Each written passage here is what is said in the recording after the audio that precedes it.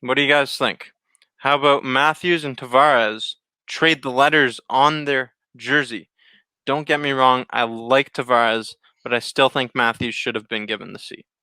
Joey, this is all you, bud. Christine, I think you bring up an interesting point. The thing I'd say is, though, is like when you name a player a captain, like you're setting a precedent that this guy's our leader.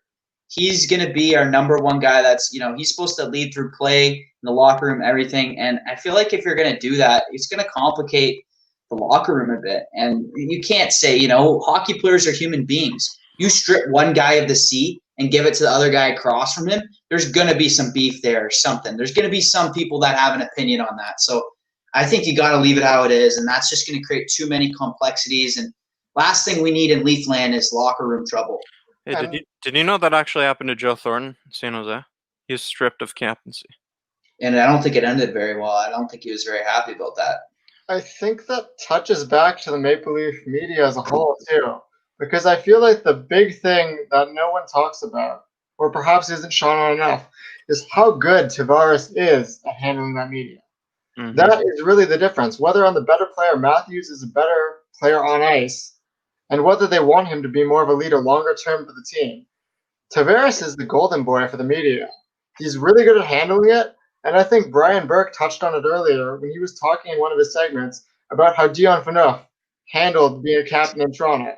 And regardless of whether his play on ice was there, he was always able to be as diplomatic and being able to really appease the media and make sure that the Leafs were in the right headspace.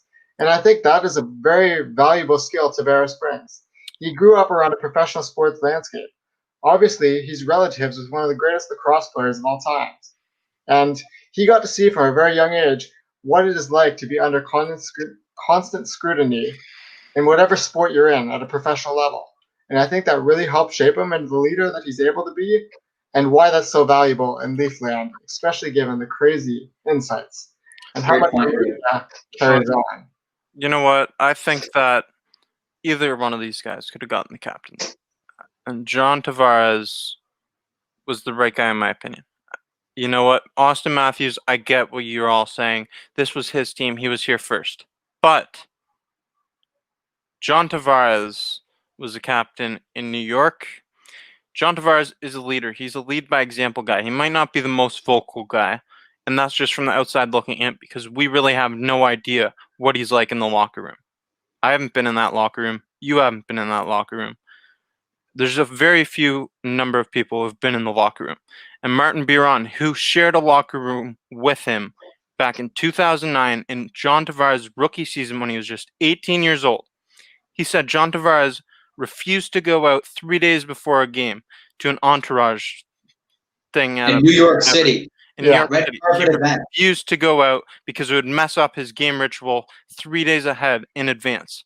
And John Tavares, I'm sorry, I'm going to have to continue going on about John Tavares. John Tavares is the guy. John Tavares is a beauty. Johnny Toronto, pajama boy, call him whatever you want. John Tavares is a lead by example kind of guy. Last one to leave the practice every time. And for those Maple Leafs fans that love him, like myself, the hometown hero, he is always signing autographs for us, leaving the practice facility. He's a great guy on and off the ice. He came back to Toronto, have his kid here. He was named captain. I love the fact that John Tavares is a Maple Leaf and he's our captain. And back to the story with Marty Biron, because that one really blew me away. That one was the first time when I was like, if I was in that position as an NHLer, with that kind of celebrity fan, with how big Entourage was at the time, there was no way I don't go to that event. At 21, too. At 21 years old in New York City, when you're the hot new stud of the city, you don't not go. Like, that just shows the level of dedication he has to his craft. And I think that was a very insightful story that was really able to show us from someone that was in that locker room behind the scenes. Tavares is just a different breed. Yeah, for sure. He leads through his play.